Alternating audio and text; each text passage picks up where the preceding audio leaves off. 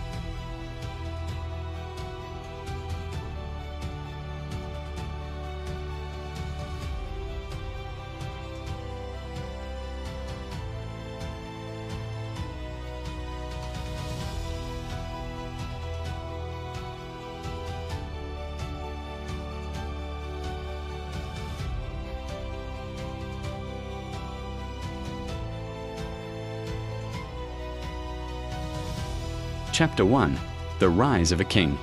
Marcus was born into wealth and influence. His father was a respected businessman. His mother was a powerful politician. From childhood, Marcus loved attention. He wanted people to admire him. Whenever he entered a room, he wanted heads to turn. People called him the King of Boys. And he loved every moment of it. When Marcus gained admission into the university, he quickly became popular. Students followed him. Freshers admired him. Many wanted to be associated with him. But popularity was not enough. Marcus wanted power. The desire for power led him into the hands of a notorious cult group operating on campus. There he met Marley. Marley also came from a wealthy family. The two became inseparable. One night, they attended a secret cult gathering. The leader handed Marcus a small packet. "Take it," he said. "It will remove fear from your heart." Marcus hesitated briefly. Then he swallowed it. That single decision became the beginning of his downfall. Chapter 2: Descent into Darkness. The drugs changed Marcus completely. He became aggressive, violent, cruel. Students trembled whenever they saw him. He bullied innocent students, extorted money, humiliated anyone who challenged him. Soon, violence escalated. One night, a rival cult member was found dead. Rumors pointed to Marcus. Investigations began. Witnesses came forward. But before justice could take its course, Powerful people intervened. Money changed hands. Evidence disappeared. The case was buried. Marcus laughed. "I am untouchable." Those words became the foundation of his destruction. As years passed, more students disappeared. More lives were destroyed. Fear spread throughout the university. Yet Marcus continued to escape justice. His parents knew he was constantly involved in trouble. But instead of correcting him, they protected him. Instead of disciplining him, they defended him. Instead of helping him change, they used their influence to cover his mistakes. Each time they rescued him, they unknowingly pushed him deeper into darkness. Chapter 3. A different choice. While Marcus embraced darkness, Marley was changing. Each act of violence haunted him. Each scream echoed in his conscience. Each victim reminded him that something was terribly wrong. One night after witnessing a brutal attack, Marley confronted Marcus. "Marcus, this has gone too far." Marcus laughed. "You are becoming weak." "We are destroying lives," Marley replied. "The strong survive," Marcus answered coldly. At that moment, Marley realized that the friend he once knew was disappearing. Darkness had taken over his heart. Marley decided to leave. He withdrew from the cult. He stopped attending meetings, stopped answering calls, stopped visiting hideouts. His parents noticed his troubled state. Eventually, Marley asked to continue his education abroad. Within months, he relocated to Canada. That decision changed his life forever. Far away from drugs, far away from violence, far away from cultism, Marley surrendered his life to God. He joined a Christian fellowship, focused on his studies, graduated with distinction, and began sharing his testimony. "I was a cultist. I was a drug addict. I was a bully. But God gave me another chance." His story inspired countless young people. Chapter 4. The Forest of Death. Meanwhile, Marcus sank deeper into darkness. The university became unsafe for him. Security agencies were investigating. Former associates were talking. Informants were emerging. Marcus disappeared. Deep inside a remote forest, he established a secret camp. Soon, people began disappearing. Travelers vanished. Motorists never reached home.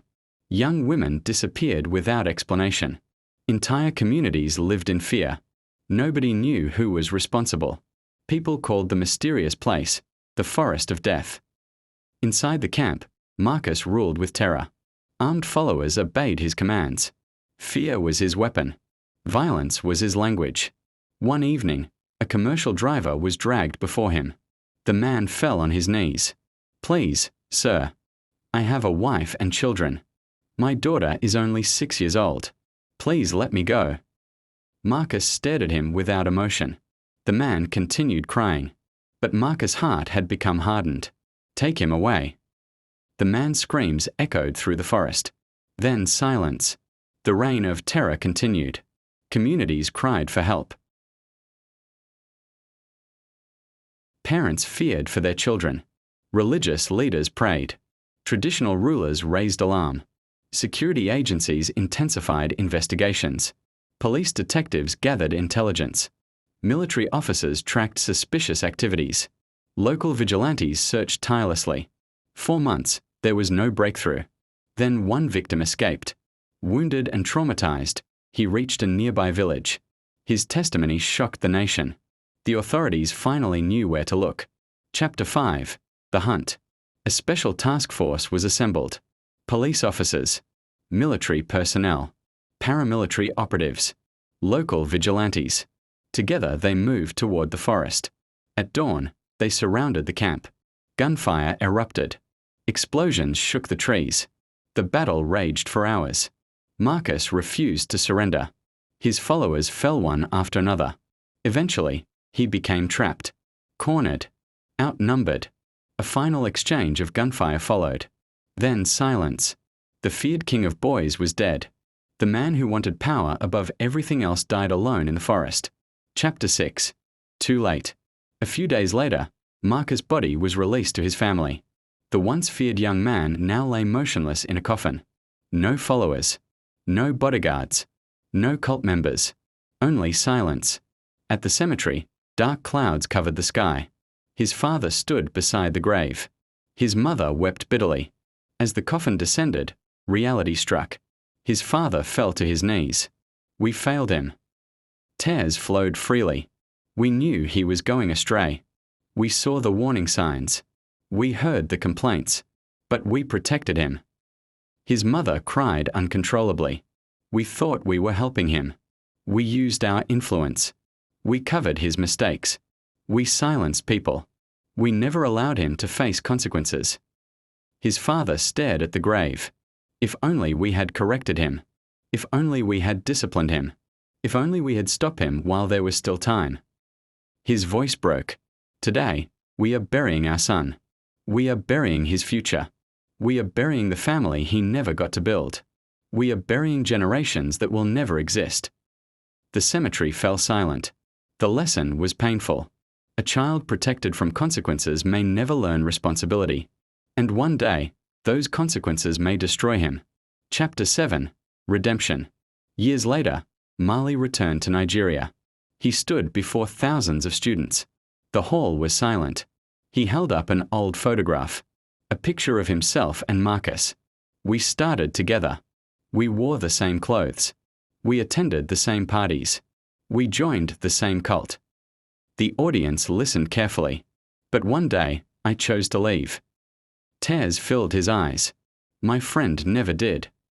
The hall became emotional. Mali continued. Many people believe they are too deep in darkness to change. That is a lie. If I could change, you can change. If I could leave cultism, you can leave. If I could leave drugs, you can leave. If I could stop bullying others, you can stop. Then he turned toward the parents in the audience. There is another lesson. Parents must never encourage wrongdoing. Love is not covering up crime. Love is correction. Love is discipline. Love is guidance. When you see danger in your child, act immediately. Discipline today can prevent tears tomorrow. Many students began to cry. Some surrendered dangerous weapons. Others registered for counseling. Many parents left with renewed determination. And many gave their lives to God. Final narration. Darkness promises power, but delivers destruction. Drugs promise confidence, but deliver slavery. Cultism promises brotherhood, but delivers death. Bullying promises control, but creates pain. Marcus became feared, but died alone. Mali became transformed, and saved countless lives. The choice is yours. Will you follow the shadows of the night, or will you walk into the light? The end.